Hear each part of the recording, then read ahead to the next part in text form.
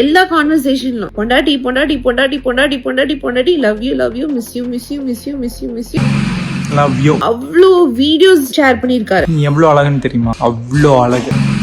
Love you. நான் வந்து டிராவல்ல இருந்தாலோ இல்ல அவர் டிராவல்ல இருந்தாலோ என்ன அவ்வளோ மிஸ் பண்ணி டேட் அப்டேட் பண்ணிட்டு இருப்பாரு. அதுல ஒன் ஆஃப் த வீடியோ தான் அந்த ஓய் பொண்டாட்டி. ஏய் பொண்டாட்டி.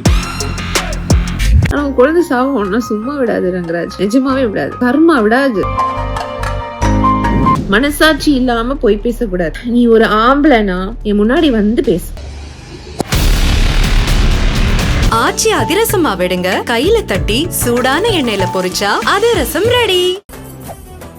மெரிபா பன்னீர் soda, I trust Meriba. So லாஸ்ட்டாக ஒரு கிளாரிஃபிகேஷன் கொடுத்து நான் அந்த வீடியோ எண்ட் பண்ணுறேன். திருமணம் வந்து வற்புறுத்தின் பெயரால் பண்ணிக்கொண்டா, காசுக்காக மிரட்டி பண்ணிக்கிட்டா அப்படின்னாரு. அது அவர் அந்த ஸ்டேட்மெண்ட் கொடுக்கும்போது அவருக்கே அந்த மனசாட்சிக்கு தெரிஞ்சிருக்கும், ரங்கராஜோட மனசாட்சிக்கு தெரிஞ்சிருக்கும் அது பொய்யான ஸ்டேட்மெண்ட்ங்கிறது. ஏன்னா அவ்வளோ மெசேஜஸ் வச்சுருக்கேங்க. ஆக்சுவலி மக்களுக்கு அதை காமிக்கணும்னா கூட நான் காமிப்பேன். அப்படி ஒரு சிச்சுவேஷன் வந்துச்சுன்னா நான் கண்டிப்பாக காமிக்கேன். என் நம்பர் ஆஃப் மெசேஜஸ் வச்சுருக்கேன். அதில் அந்த மெசேஜஸ் நீங்கள் ரீட் பண்ணாலே உங்களுக்கு தெரியும், அதில் அவ்வளோ ஒரு லவ் இருக்கும். It's not a blackmail, emotional. இது எமோஷனல் தான் இருக்குமே தவிர பிளாக்மெயிலாக இருக்காது. அப்படி வந்து ஏன் பாட்டை விட்டுருங்க, அவர் சைட்ல இருந்து அவ்வளோ மெசேஜஸ் வரும். லவ் யூ பொண்டாட்டி, மிஸ் யூ, அது இது. நான் எத்தனை வீடியோஸ் அனுப்புவார் தெரியுமா, டே டு டே. அதாவது நான் வந்து டிராவல்ல இருந்தாலோ இல்ல அவர் டிராவல்ல இருந்தாலோ என்ன அவ்வளோ மிஸ் பண்ணி டேட் அப்டேட் பண்ணிட்டு இருப்பாரு. அதுல ஒன் ஆஃப் த வீடியோ தான் அந்த ஓய் பொண்டாட்டி. ஸோ இந்த மாதிரி நிறைய என் நம்பர் ஆஃப் இது இருக்கு. அது எப்படி அவர் வந்து எனக்கு வந்து டினை பண்றாருன்னு தெரியல. ஒரு சின்ன குழந்தை கூட அந்த வீடியோ காமிச்சா கூட அந்த குழந்தை அந்த வீடியோ அப்சர்வ் பண்ணிட்டு அந்த வீடியோல இருக்கிற அங்கிள் வந்து ஹாப்பியா தானே இருக்காங்க அப்படின்னு சொல்லுவாங்க. யாருமே பிளாக்மெயில் பண்ணி இது பண்ண மாட்டாங்க. இன்ஃபேக்ட் நான் பிளாக்மெயில் பண்ணியிருந்தா மிஸ்டர் ரங்கராஜ் என்ன பண்ணியிருக்கணும், போலீஸ் கிட்ட போய் கம்ப்ளைண்ட் பண்ணிருக்கோம். He has lots of influence. இப்போ அந்த இன்ஃபுளுன்ஸ் வச்சு தான் அவர் எல்லாமே பண்ணிட்டு இருக்காரு. நான் எந்த ஸ்டேஷன் போய் கம்ப்ளைண்ட் கொடுத்தாலும் அந்த இன்ஃபுளுன்ஸை யூஸ் பண்ணி அவர் வந்து அதை வந்து அந்த கேஸை டைவர்ட் பண்ணிடுறாரு. இந்த மாதிரி நிறைய விஷயங்கள் பண்றாரு. யூடியூபர்ஸ்க்கு வந்து காசு கொடுத்து என்னை வந்து கொச்சப்படுத்தி பேச வைக்கிறார். எல்லாத்துக்குமே எனக்கு கிட்ட எவிடன்ஸ் இருக்கு, அவர் பேச வச்சிருக்காருங்கிறதுக்கு எனக்கு எவிடன்ஸ் இருக்கு. ஸோ எல்லாமே வந்து அவர் வந்து அத்தனை பேருக்கு காசு கொடுத்து பண்ணியிருக்காருங்கிறத எவிடன்ஸா என்னால் ப்ரூவ் பண்ண முடியும். இதெல்லாம் தாண்டி அவருக்கே தெரியும் இது வந்து அப்படி கிடையாதுங்கிறது. பிளாக்மெயில் பண்ணி தான் அவர் வந்து கண்டிப்பா போலீஸ் ஸ்டேஷன்ல போய் கம்ப்ளைண்ட் கொடுத்துக்கணும். இல்ல அட்லீஸ்ட் ஒரு கால் பண்ணி போலீஸ்க்கு இன்ஃபார்ம் பண்ணியிருக்கணும்.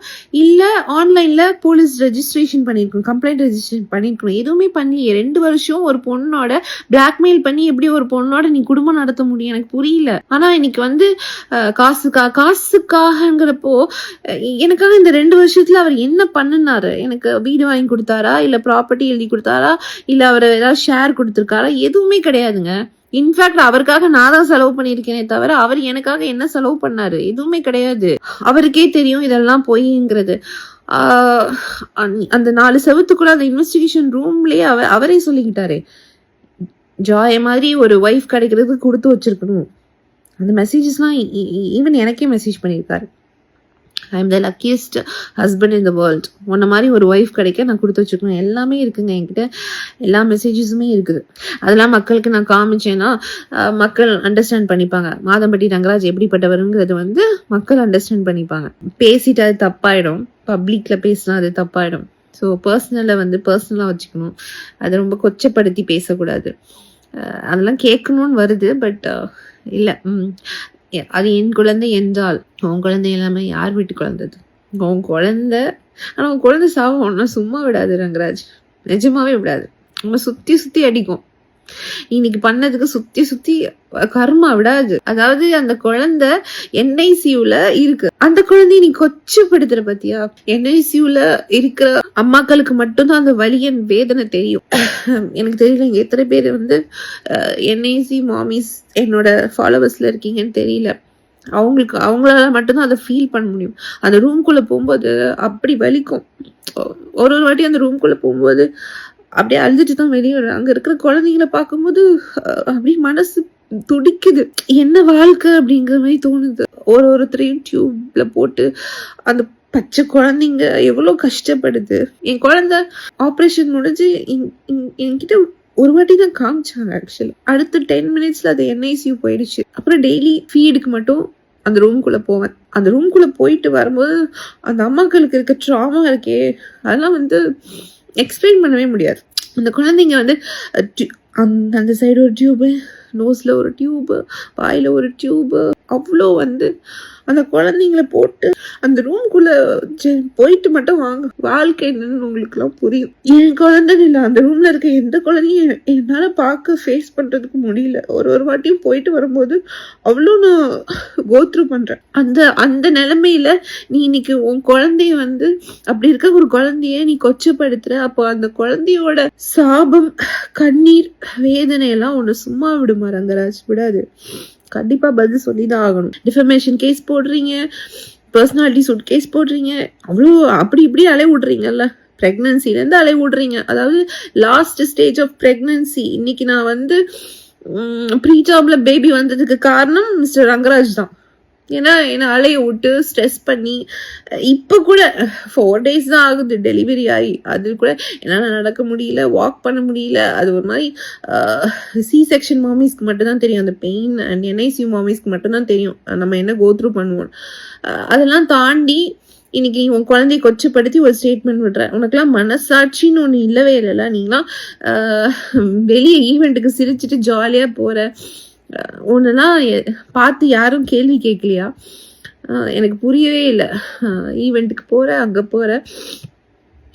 ஆனால் கண்டிப்பாக வந்து இந்த சாபம் சும்மா விடாது. எல்லா கேஸும் போடுறீங்க. ப்ளீஸ் டிஎன்ஏக்கும் வந்து ஒரு கோர்ட் ஆர்டர் வாங்கிட்டு வந்து டிஎன்ஏ டெஸ்ட் எடுங்க. அண்ட் 2 டெஸ்ட் எடுத்துடலாம். ஏன்னா வந்து நீங்கள் வந்து இன்சைடு இந்தியாவுக்குள்ளே வந்து நீங்கள் என்ன வேணாலும் இன்ஃப்ளூயன்ஸ் பண்ணிடுவீங்க. நீங்கள் வந்து நாளைக்கு டிஎன்ஏ கூட மாற்றி எழுதிடுவீங்க. ஸோ அதுக்கான எல்லா பாசிபிலிட்டிஸும் நீங்கள் பண்ணிடுவீங்க. இருக்குது, பண்ணலாம். ஸோ அப்ராட்லேயும் ஒன்று எடுத்து வச்சுடுங்க, பெஸ்ட்டு. ஸோ அப்ராடில் போய் யாரை இன்ஃப்ளூயன்ஸ் பண்ணுவீங்க? பண்ண முடியாது. அவங்களெல்லாம் நம்ம வந்து ஒன்றுமே பண்ண முடியாது. இங்கே இருக்கிறவங்கள தமிழ்நாடு காசு கொடுத்தா என்ன வேணாலும் வாங்கிடலாம். ஸோ நான் ரெடியாக இருக்கிறேன். மிஸ்டர் ரங்கராஜ் தைரியமான ஆம்பளையாக இருந்தால் வாங்க. ஸோ பார்ட் 2 கண்டினியூ பண்ணுறேன். ஏன்னா லென்த்தாக இருந்துச்சு. அந்த ரூமில் நடந்த விஷயங்கள் எல்லாம் வந்து நான் இப்போ ஷேர் பண்ணனேன்னு வச்சுக்கோங்க. அந்த இன்வெஸ்டிகேஷன் ரூமில் உமன்ஸ் கமிஷனர் ஆஃபீஸில் நடந்ததெல்லாம் நான் ஷேர் பண்ணேன்னு வச்சுக்கோங்களேன். எதுக்கு ரங்கராஜ் இந்த மாதிரி பேசுறா நீங்களே கேட்பீங்க. ஒரு உமன்ஸ் கமிஷனர் ரூம்குள்ள நடந்த ஒரு இன்வெஸ்டிகேஷனை நானோ இல்லை ரங்கராஜோ ஆஃபீஸர்ஸோ பொய் சொல்ல முடியாது. ஏன்னா இட்ஸ் அ கவர்மெண்ட் அத்தாரிட்டி. ஒரு அரசு சம்பந்தப்பட்ட ஒரு இடத்துல இருந்து நம்ம வந்து பொய் பேசணும்னா அவங்க கிட்ட எவிடன்ஸ் இருக்கும், எல்லாமே இருக்கும், நம்ம மாட்டிப்போம். அதையும் மீறி எந்த தைரியத்துல வெளியே வந்து நீ இப்படி ஒரு ஸ்டேட்மெண்ட்டை கொடுக்குறேன்னு எனக்கு தெரியல. அன்னைக்கு அந்த இன்வெஸ்டிகேஷன் ரூம்ல சொல்றாரு மிஸ்டர் ரங்கராஜ், அந்த மேடம் கிட்ட, ஆபீசர் கிட்ட சொல்றாங்க, என்னோட ஃபர்ஸ்ட் ஒய்ஃபை வெளியே வச்சுட்டே சொல்றேன் மேடம், ஜாய மாதிரி யாராலையும் என்ன பாத்துக்க முடியாது, நான் ஜாய மிஸ் பண்றேன். அப்ப அந்த ரங்கராஜ் யாரு? ஏன் அதை வந்து ஸ்டேட்மெண்ட்ல விடல? அப்ப அன்னைக்கும் வந்து ஆபீசர் முன்னாடி நான் பிளாக்மெயில் பண்ணி உங்களை சொல்ல சொன்னேனா? இல்ல, நான் எதுவுமே பேசல, நான் எதுவுமே கேட்கல. என்ன மிஸ் பண்றியா ஏதாவது நான் கேட்டேனா? நீயா தானே பேசுன, நீயா தானே ஒரு இன்வெஸ்டிகேஷனுக்குள்ள நீயா தானே எல்லாமே ஸ்டார்ட் பண்ண. எடுக்கும்போதே சொல்றாரு, அட்வொகேட் பேச்செல்லாம் நான் கேட்கல, இந்த ரூம்குள்ள அட்வொகேட்லாம் நான் எடுத்து வெளியே வச்சுறேன், மனசுல இருந்து பேசுறேன், மனசுல இருந்து ஜாயை மிஸ் பண்றேன்னு சொன்ன ரங்கராஜ் இன்னைக்கு வெளியே வந்து அந்த 4 செவத்துக்குள்ள நடந்தது அப்படியே போய் மாத்தி வந்து ஒரு ஸ்டேட்மெண்ட்டை வெளியிடுறாரு. உமன்ஸ் கமிஷனர் ஆர்டர் காப்பிலே இருக்குது. அவர் ஒத்துக்கிட்டாரு, என்ன கல்யாணம் பண்ணதை ஒத்துக்கிட்டாரு. டிஎன்ஏ டெஸ்ட் வேண்டான்னு சொன்னாரு. டிஎன்ஏ டெஸ்ட் வேண்டான்னு சொன்னது மிஸ்டர் ரங்கராஜ், நான் கிடையாது. நான் வேணும்னு தான் சொன்னேன். Because I want to prove my self. அன்னைக்கு வேண்டான்னு ஸ்ட்ரெஸ் பண்ணது ரங்கராஜ். அந்த ரங்கராஜ் எங்க போனாரு? பறந்து போயிட்டாரா? ஸோ இன்னைக்கு வந்து ஸ்டேட்மெண்ட்டும் அன்னைக்கு ரூம்ல சொன்ன இதுவும் ஒன்னா? ஃபேமிலி மெம்பர்ஸ் பிளாக்மெயில் பண்றாங்க, ஃபேமிலி மெம்பர்ஸ் பேச்சை கேட்டு தான் நான் பண்றேன் அப்படிங்கறது வந்து, அப்ப இன்னைக்கு அந்த ஸ்டேட்மெண்ட்டும் ஃபேமிலி மெம்பர்ஸ்னாலதான் வெளியே வந்துச்சா? எல்லாத்தையும் விட்டுட்டு மனசாட்சின்னு ஒண்ணு இருக்கு ரங்கராஜ். கடவுளுக்கு பயந்து, மனசாட்சிக்கு பயந்து என் கூட ஒரு 2 வருஷம் வாழ்க்கை வாழ்ந்தது பிளாக்மெயில் பண்ணி தான் வந்துச்சு. மனசாட்சி நம்ம சொல்றது தப்பு. கடவுள் பார்த்துட்டு இருக்காரு. ஏன்னா அவ்வளோ பிராங்கா சொல்லணும்னா அவ்வளோ லவ்வி டவ்வி மெசேஜஸ் இருக்கு. அதுல வந்து எல்லா கான்வர்சேஷன்லும் மக்களாகி உங்ககிட்ட நான் வந்து ஓப்பனா சொல்றேன். அவ்வளோ கான்வர்சேஷன்லயும் பொண்டாட்டி பொண்டாட்டி பொண்டாட்டி பொண்டாட்டி பொண்டாட்டி பொண்டாட்டி love you miss you miss you miss you miss you miss you அவ்வளோ வீடியோஸ் ஷேர் பண்ணியிருக்காரு. நான் எங்கேயாவது டிராவல்ல இருந்தேனோ இல்ல அவர் டிராவல்ல இருந்தாலும் வீடியோஸ் அனுப்பிச்சிட்டு இருப்பாரு ரெக்கார்ட் பண்ணி. ஷர்ட்டை போட்டுட்டேன், குளிச்சுட்டேன், கிளம்பிட்டேன், தங்கம் சாப்பிட்டுட்டேன், தங்கம் இன்னைக்கு இட்லி அது இது ஃபுல் அப்டேட் மார்னிங்ல இருந்து நைட் வரைக்கும் நடக்கிற அப்டேட்டை வந்து எனக்கு வீடியோவா கேப்சர் பண்ணி எனக்கு சென்ட் பண்ணுவாரு. அதுல ஒன் ஆஃப் த வீடியோ தான் நான் வந்து 2 months பேக் ரிலீஸ் பண்ணியிருப்பேன், ஓய் பொண்டாட்டி அப்படின்னு. அந்த மாதிரி நிறைய வீடியோஸ் அனுப்புவார். அப்ப அதெல்லாம் பிளாக்மெயில் பண்ணி வந்துச்சா? அந்த வீடியோ பாக்குற உங்களுக்கு தெரியாதா? நான் இப்போ கிட்டத்தட்ட இன்ஸ்டாகிராம்ல என்னையும் அவனையும் வச்சு நான் ஒரு அட்லீஸ்ட் ஒரு 15 போஸ்ட் கிட்ட போட்டிருப்பேன்னு நினைக்கிறேன். அந்த பர்த்டே வீடியோஸ பாக்குற மக்கள் நீங்க சொல்லுங்க, அது பிளாக்மெயில் பண்ணி தான் வந்திருக்குமா? கொஞ்சமாவது சென்ஸோட பேசணும் ரங்கராஜ். இவ்வளவு பெரிய பிசினஸ் மேன் சொல்றீங்க, அந்த பிசினஸ் மேன் பின்னாடி யாரு இருக்கான்னு எனக்கு தெரியல. அப்படிதான் நீங்க இந்த பிசினஸ் நடத்துறீங்களான்னு எனக்கு தெரியல. எங்க உங்க சென்ஸ் எல்லாம் தூக்கி எங்க வச்சிருக்கீங்கன்னு எனக்கு தெரியல. டெல்லி சி செக்ஷன், எனக்கு இன்னைக்கு சி செக்ஷன் ஆனதுக்கு காரணம் மிஸ்டர் ரங்கராஜ் மட்டும்தான். அவ்வளோ ஸ்ட்ரெஸ். என்னோட ஃபர்ஸ்ட் டெலிவரி நார்மல் டெலிவரி, செகண்டும் நார்மல் தான் வரும். டாக்டர் வந்து கன்ஃபார்மா வந்து இது பண்ணாங்க. என்னோட டியூ டேட் வந்து December 1st, November 4th வீக்ல இருந்து ரெடி ஆயிக்கோங்க அப்படின்னு சொன்னாங்க டாக்டர். ஆனா நீங்களும் உங்க ஃபேமிலி மெம்பர்ஸும் தான் நீங்க அந்த இன்வெஸ்டிகேஷன்ல அடிக்கடி எடுத்துட்டு வந்தீங்க. சோ நானும் எடுத்துட்டு வரேன். நீங்களும் உங்க ஃபேமிலி மெம்பர்ஸும் சேர்ந்து டிஃபமேஷன் கேஸ் போட்டீங்க, பர்சனாலிட்டி சூட் போட்டீங்க, அங்க இங்க லோலாம் அலைய விட்டீங்க. ஒரு பிரெக்னென்ட் ஆன பொண்ணு, அதுவும் லாஸ்ட் ஸ்டேஜ் ஆஃப் பிரெக்னன்சில நான் court, case, station, commissioner office, அது இது அலைஞ்சேன். டாக்டர் வந்து அவ்வளோ என்னை வந்து திட்டினாங்க. உன்னோட ஸ்ட்ரெஸ்னால வாட்டர் பிரேக் ஆகி நான் எமர்ஜென்சில போனேன். டெலிவரி ஆகி 4 days தாங்க ஆகுது. என்னால ஒரு ஸ்டெப் எடுத்து வைக்க முடியல. உண்மையிலே சொன்னா சி செக்ஷன் பண்ணின எல்லா உமன்ஸுக்கும் நான் வந்து கையெடுத்து கும்பிடுவேன். என்னை பொறுத்த வரைக்கும் அவங்கெல்லாம் எனக்கு இப்போ வந்து தெய்வங்களா தெரியுறாங்க. ஏன்னா அப்போ அவ்வளோ பெயினா இருந்துச்சு. அது ஒரு சர்ஜரி தான். பட் அந்த போஸ்ட் சர்ஜரிக்கு அப்புறம் நம்மளால வந்து ஒண்ணுமே பண்ண முடியல. என்னால எந்திரிக்க முடியல, வாக் பண்ண முடியல. அதுல இவ்வளவு ஸ்ட்ரெஸ், ட்ராமா, குழந்தைய பார்க்க முடியல, குழந்தை NICUல இருக்கு, குழந்தைக்கு ஃபீட் பண்ண முடியல. இந்த மாதிரி நிறைய மென்டல் ட்ராமால எவ்வளவு போட்டு வந்து நீங்க வந்து என்ன வந்து இது பண்ணுவீங்க. நான் ரொம்ப ஸ்ட்ராங்கா இருக்கேன். இந்த குழந்தைக்காக நான் என்ன எக்ஸ்ட்ரீம் லெவல் வேணாலும் போய் ஃபைட் பண்ணுவேன். நீங்களாகட்டும், மிஸ்டர் ரங்கராஜ் நீங்களாகட்டும், உங்க ஃபேமிலி மெம்பர்ஸ் ஆகட்டும், நீங்க என்ன சதி திட்டம் போட்டு என்ன பிளான் பண்ணாலும் நான் எல்லாத்தையும் பிரேக் பண்ணி நான் வருவேன். இந்த குழந்தைக்காக நான் என்ன எக்ஸ்ட்ரீம் லெவல் போய் ஃபைட் பண்ணுவேன். ஆனா இந்த குழந்தையோட கண்ணீரும் சாபமும் ஏக்கமும் ரங்கராஜ் சும்மா விடாது.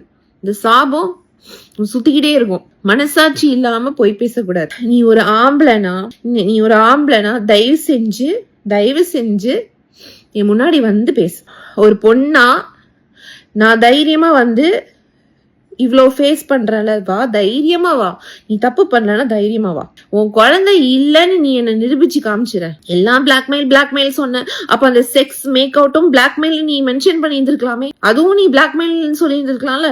ஏன்? அது உன்னோட வாண்ட் இல்ல, அது உன்னோட தேவை. அதை மட்டும் நீ எரேஸ் பண்ணிட்டு விட்டுட்ட. ஒரு பொண்ணை எவ்வளவு கொச்சப்படுத்தணுமோ படுத்துவீங்க. அதை நாங்க வந்து பார்த்துட்டு சும்மா இருப்போம். நான் ஃபைட் பண்ண ரெடியா இருக்கேன். எனி எக்ஸ்ட்ரீம் லெவல் நான் போய் ஃபைட் பண்ணுவேன். DNA டெஸ்ட் வேண்டான்னு சொன்னது நான் கிடையாது. ஆனா இன்னைக்கு வெளியே வந்து உலகத்துக்கு அது வேற மாதிரி போர்ட்ரே பண்ணி காமிக்கிறேன். உண்மையான ஆம்பளையா இருந்தா உனக்கு தேவை DNA டெஸ்ட். நீ அன்னைக்கு அக்ரி பண்ணல, வேண்டான்னு சொன்ன. இன்னைக்கு நான் சொல்றேன், நீ டிஃபமேஷன் கேஸ் போட்ட, எத்தனையோ கேஸ் போட்ட என் மேல, அதுலயும் இதையும் ஆட் பண்ணிக்கோ. கோர்ட்ல போய் ஆர்டர் வாங்கிட்டு வா DNA டெஸ்ட்டுக்கு. இப்பெல்லாம் வந்து DNA டெஸ்ட் வந்து கொடுத்தா வந்து 3 to 7 daysல ரிசல்ட் வந்துடும். தெரிஞ்சிடும். ஃபேஸ் பண்ண ரெடியா இருங்க. வாங்க தைரியமா வந்து ஃபேஸ் பண்ணுங்க. தெரியலாம் உங்களுக்குலாம் DNA டெஸ்ட் வேணும். 2 வருஷம் வாழ்க்கை வாழ்ந்தீங்க mister Rangaraj.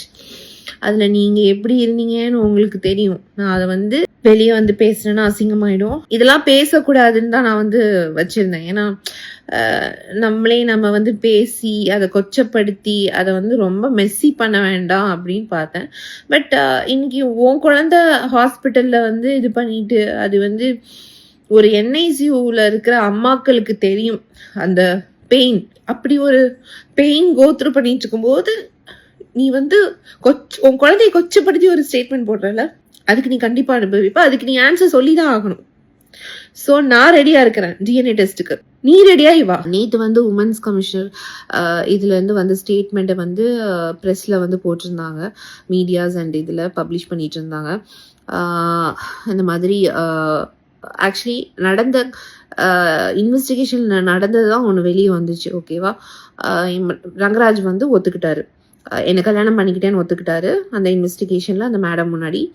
And DNA test வேண்டான்னு அவர் வாயால அவர் சொன்னார். அந்த ரூம்ல ஆக்சுவலி நான் வந்து சொல்றேன், அவர் இருக்கிறாரு, நான் சொல்றேன் இல்ல மேம் வேண்டாம், இது வந்து நாளை பின்ன வந்து அவர் வந்து ஏதாவது சொல்லுவாரு, எனக்கு நல்லா தெரியும். ஏன்னா அவங்களோட ஃபேமிலி மெம்பர்ஸ் அவரோட ஃபேமிலி மெம்பர்ஸ் வந்து கோயம்புத்தூர்ல இருக்கவங்கள்ட்ட ஒரு நியூஸை ஸ்ப்ரெட் பண்ணிட்டு இருக்காங்க. அதுக்கான எவிடன்ஸ் எல்லாமே என்கிட்ட இருக்கு. என்ன நியூஸ்னா, இது ரங்கராஜோட குழந்தை இல்ல. ஃபர்ஸ்ட் ஆஃப் ஆல் ரங்கராஜோட குழந்தை இல்லைன்னு சொல்றதுக்கு ஃபேமிலி மெம்பர்ஸ்க்கு என்ன ரைட்ஸ் இருக்குன்னு நான் கேக்குறேன். நீங்க தான் வந்து விளக்கு பிடிச்சிங்களா? 2 வருஷம் எங்க போனீங்க? 2 இயர்ஸ் எங்க போனீங்க? 2 இயர்ஸா இவர் என் கூட குடும்பம் நடத்திட்டு இருக்காரு, எல்லாம் பண்ணிட்டு இருக்காருன்னு தெரிஞ்ச நீங்க எல்லாம் எங்க போனீங்க? அப்போ உங்களை கேட்டுதான் கல்யாணம் பண்ணாரு, உங்ககிட்ட இன்ஃபர்மேஷன் பாஸ் பண்ணிட்டு தான் கல்யாணம் பண்ணாரு. இன்னைக்கு இதே கல்யாணத்தை நான் பிளாக்மெயில் பண்ணி தான் கல்யாணம் பண்ணுறேன்னு ஒரு ஸ்டேட்மெண்ட்டை வாய் கூசாம எப்படி மிஸ்டர் ரங்கராஜ் உங்களால சொல்ல முடியுது? My so called husband. அந்த ரூம்ல, இன்வெஸ்டிகேஷன் ரூம்ல இதே வாயால தான் ரங்கராஜ் வந்து நான் கல்யாணம் பண்ணிக்கிட்டேன், உண்மைதான், இது ஏன் குழந்தைதான், எனக்கு டிஎன்ஏ டெஸ்ட் வேண்டான்னு சொன்னது ரங்கராஜ், நான் கிடையாது. இத்தனைக்கும் நான் வேணும்னு சொன்னேன். ஏன்னா அவங்க ஃபேமிலி மெம்பர்ஸ் ரூமர் ஸ்ப்ரெட் பண்றாங்கன்னு சொன்ன அந்த ரீசனையும் சொல்லி அந்த மேடம் கிட்ட நான் வந்து சொல்றேன், இல்ல மேம் எனக்கு டிஎன்ஏ டெஸ்ட் எடுக்க சொல்லுங்க, கிளாரிட்டி கொடுத்துடலாம் அப்படின்னு. அதுக்கு வேண்டவே வேண்டாம் மேடம். நான் சொன்னேன் வெளியே போய் இப்படி எல்லாம் பேசிட்டு இருக்காங்கன்னு சொன்னதுக்கு, இல்ல நான் அப்படி எதுவுமே பேசவே இல்லை, அது ஏன் குழந்தை தான் அந்த வாயால அவரு சொன்னாரு. இன்னைக்கு இதே ரங்கராஜ் இப்படி ஒரு ஸ்டேட்மெண்ட்டை விடுறாரு. அப்போ 4 செவத்துக்குள்ள வந்து ஒண்ணு பேசுறதும் வெளியே வந்து வேற மாதிரி பேசுவாரா ரங்கராஜ்? உன் குழந்தை என்ஐசியூல வந்து கஷ்டப்பட்டுட்டு இருக்குது, ஆனா நீ அந்த குழந்தைய கொச்சப்படுத்தி வெளியே ஸ்டேட்மெண்ட் போட்டுட்டு இருக்க. உனக்கெல்லாம் அந்த குழந்தையோட சாபமும் கண்ணீரும் உன்னை சும்மா விட நினைக்கிறியா? பிளாக்மெயில் பண்ணி பாப்போ ஒரு பொண்ணு, சரி நான் தெரியாம தான் கேட்கிறேன், ஒரு 15 பொண்ணுங்க வந்து உன்னை பிளாக்மெயில் பண்ணி என்ன கல்யாணம் பண்ணு அப்படின்னு சொன்னா நீ 15 பொண்ணுங்களையும் கல்யாணம் பண்ணிடுவியா? கேட்டா ஐயோ அவங்க என்ன பிளாக்மெயில் பண்ணிட்டாங்க அதனால நான் அவங்களை கல்யாணம் பண்ணிட்டேன்னு ஒரு ஸ்டேட்மெண்ட் விட்டுருவியா? நீ என்னை சுத்தி இருக்கவங்க எல்லாருக்கும் தெரியும் நீ எப்படி என்ன கல்யாணம் பண்ணேன்னு, எவிடன்ஸே இருக்குது. அவ்வளோ சாட் கான்வர்சேஷன்ஸ் இருக்குங்க, எனக்கும் ரங்கராஜுக்கும் நடந்த சாட் கான்வர்சேஷன்ஸ் இருக்கு.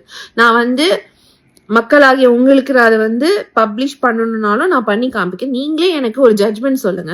அதுல ஃபுல்லா வந்து லவ் யூ பொண்டாட்டி, லவ் யூ பொண்டாட்டி, love you Thangam, miss you, நீ இல்லாம நான் இருக்க மாட்டேன், 12 வருஷத்துக்கு அப்புறமா எனக்கு ஒரு சோல்மெட் நீ கிடைச்சிருக்க, உன்னை எந்த ஒரு ரீசனுக்காகவும் நான் லூஸ் பண்ண மாட்டேன், எனக்கு நீ வேணும், என்ன நடந்தாலும் நம்மளுக்குள்ள யாரு வந்தாலும் நான் உன்னை விட்டு கொடுக்க மாட்டேன் அப்படி சொன்ன அந்த ரங்கராஜ் பிளாக்மெயில் பண்ணி தான் அந்த மெசேஜ் எனக்கு அனுப்பிச்சாரா?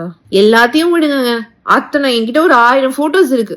அந்த 1000 போட்டோஸும் பிளாக்மெயில் பண்ணி எடுத்து நான் டெய்லி ஒரு போட்டோ நான் போட்டேன்னா அந்த போட்டோலயே உங்களால அப்சர்வ் பண்ண முடியும். ரங்கராஜ் வந்து ஹாப்பியா ஃபேஸ்ல சிரிச்சுட்டு அவ்வளோ ஒரு ஸ்மைலிங் ஃபேஸோட தான் நீங்க நான் போட்டிருக்க போஸ்ட்லயே பாத்திருப்பீங்க. அது வந்து பிளாக்மெயில் பண்ணி தான் எடுத்தாரா? இத்தனைக்கும் பாதி செல்ஃபிஸ் வந்து அவர் தான் எடுப்பாரு. எங்கேயாவது நாங்க ரெடி ஆகி போயிட்டு இருக்கும்போது அவர் தான் போன் எடுப்பாரு, போட்டோ எடுக்கலாமா அப்படின்னு. இன்னைக்கு இதே ரங்கராஜ் மாத்தி பேசாது. அவர் வந்து கடவுளுக்கும் மனசாட்சிக்கும் உண்மையை மட்டும் பேசணும், மாத்தி பேசக்கூடாது. இன்வெஸ்டிகேஷன் ரூம்ல சொல்றாரு ஃபேமிலி மெம்பர்ஸ் பிளாக்மெயில் பண்றாங்க, ஃபேமிலி மெம்பர்ஸாலதான் நான் இப்படி பண்றேன் அப்படின்றாரு. அங்க ஒண்ணு சொல்றாரு, வெளியே வந்து வேற மாதிரி பேசுறாரு. ஃபேமிலி மெம்பர்ஸ் என்ன பார்க்க விட மாட்டேங்கிறாங்க, ஃபேமிலி மெம்பர்ஸ் என்ன பேச விட மாட்டேங்கிறாங்க, ஃபேமிலி மெம்பர்ஸ் என்ன பிடிச்சி வச்சிருக்காங்க, இப்படி எல்லாம் வந்து பேசுறாரு. நான் இப்ப வந்து பிசினஸ்க்காக நான் வந்து இதை பண்ணிட்டு இருக்கேன், பிசினஸ் கெட்டு போயிடும் அதனால ஃபேமிலி மெம்பர்ஸ் பேச்சு கேட்டுட்டு இருக்கேன். நீ அப்ப 10 பொண்ணுங்களை நீ வந்து யூஸ் பண்ணிட்டு யூஸ் அண்ட் த்ரோ டாய் மாதிரி யூஸ் பண்ணிட்டு போயிட்டு அவங்க வாழ்க்கையெல்லாம் அழிச்சிருவ. கேட்டா பிசினஸ்க்காக நான் வந்து இப்படி பண்ணிட்டேன் அப்படின்றியா? உன் குழந்தை என்ஐசியூல கஷ்டப்பட்டுட்டு இருக்கு, ஆனா நீ அந்த குழந்தைய இன்னைக்கு கொச்சப்படுத்தி ஒரு ஸ்டேட்மெண்ட் போடுற. அந்த கண்ணீரும் சாபமும் உன்னை சும்மா விடுமா? விடவே விடாது. ஏய் நாட்டி, நீ எவ்வளவு அழகுன்னு தெரியுமா? அவ்வளோ அழகு, அவ்வளோ.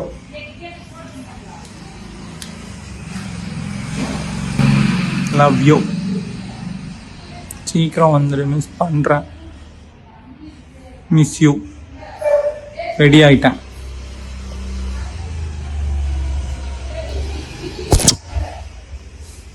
Love you. ஆச்சி அதிரசமா விடுங்க, கையில தட்டி சூடான எண்ணெயில பொரிச்சா அதிரசம் ready. Meriba paneer soda. I trust Meriba.